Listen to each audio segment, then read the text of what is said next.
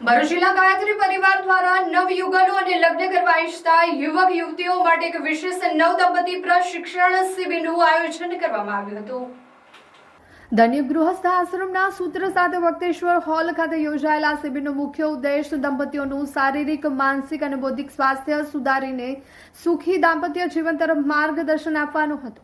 લગ્ન જીવનમાં આવતા સુખ દુઃખ અને ઉતાર ચઢાવ વચ્ચે પતિ પત્ની પરસ્પર સમજદારીથી કૌટુંબિક, સામાજિક અને વ્યક્તિગત વિકાસ કેવી રીતે સાધી શકે તે અંગે શિબિરમાં વિશેષ માર્ગદર્શન આપવામાં આવ્યું હતું।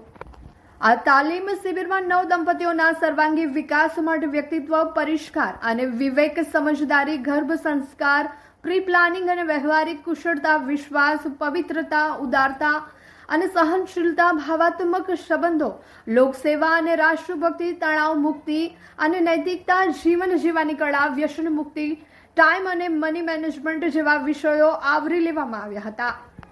સંયમ વિશુદ્ધ પ્રેમમાં શું હોય? માત્ર આપવાનો જ ભાવ રહેલો છે। પોતાની આવશ્યકતાઓ પૂરી કરવાને બદલે જીવનસાથીની આવશ્યકતાઓ અને તેના પ્રત્યે પોતાના ઉત્તરદાયિત્વને તત્પરતાપૂર્વક નિભાવવું એને કહેવાય છે ત્યાગ, સંયમ।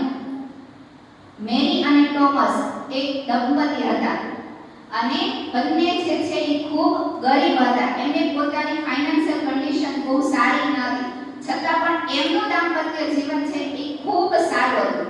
એક વખત એનો વિવાહ દિવસ આવ્યો, એનિવર્સરી આવી, તો એવો બંને વિચારે છે કે શું આપવું, પૈસા છે નહીં તો શું આપવું। તો ટોમસ જે છે એમની પાસે સરસ મજાના એના વાળ છે, સોનેરી કલરના વાળ।